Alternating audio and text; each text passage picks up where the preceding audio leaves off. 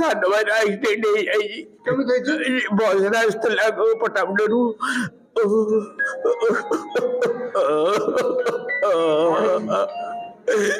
Danger ହେଇଛି, ହାତ ଗୋଟା ଭାଙ୍ଗି ଯାଇଛି। ଆଖି ପିଛୁଳାକେ ଯେମିତି ଘଟଣାଟା ଘଟିଯାଏ ସେମିତି ହିଁ ଲାଗିଲା। ମୁଁ ତ ଶୋଇଥିଲି, ଟିକେ ନିଦରେ ଥିଲି, କିନ୍ତୁ ହଠାତ୍ ଗୋଟେ ଜୋରରେ ସାଉଣ୍ଡ ହେଲା ଆଉ ଆଖି ଖୋଲିଲା ବେଳକୁ ସିଟ୍ ଗୁଡ଼ାକ ସବୁ ଚାପି ହେଇଯାଇଥିଲା, ମୁଣ୍ଡ ଫୁଣ୍ଡ ଓଠ ଫୋଠ ଏମିତି ସବୁ ମାଡ଼ ହେଇଯାଇଥିଲା। ମୁଁ ଏକା ଯାଉଥିଲି ଭୁବନେଶ୍ୱର।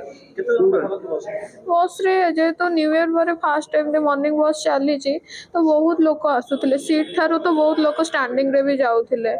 ଆଜି ସକାଳ 8ଟା ବେଳେ ଆମର ଗୋଟେ ଆକ୍ସିଡେଣ୍ଟ ହେବା କାରଣରୁ 108 ଫାୟାର ଆଣ୍ଡ ରେସ୍କ୍ୟୁ ଡିପାର୍ଟମେଣ୍ଟ ତରଫରୁ 30-40 ଜଣ ପେସେଣ୍ଟକୁ ଅଣାହେଲା। ମୋର ଆବାଉଟ୍ 45 ଆରାଉଣ୍ଡ ହେବେ। ତା ଭିତରୁ 13-14 ଜଣ ଆମର ଫିମେଲ୍ ପେସେଣ୍ଟ ଥିଲେ ଆଣ୍ଡ ଛୁଆ 2 ଜଣ ଥିଲେ। ତ ଛୁଆ ମାନେ ଅନାମ ଅଛନ୍ତି ଆଉ ପେସେଣ୍ଟମାନଙ୍କ ଭିତରୁ 3 ଜଣ ସିରିୟସ୍ ଥିବାରୁ ତାଙ୍କୁ ଏସ୍ସିବି ରେଫର କରାହେଇଛି। ବାକି ସମସ୍ତଙ୍କ ଟ୍ରିଟମେଣ୍ଟ କମ୍ପ୍ଲିଟ୍ ହେଇସାରିଲାଣି ଆଉ ସମସ୍ତେ ଏବେ ଷ୍ଟେବୁଲ୍ ଅଛନ୍ତି।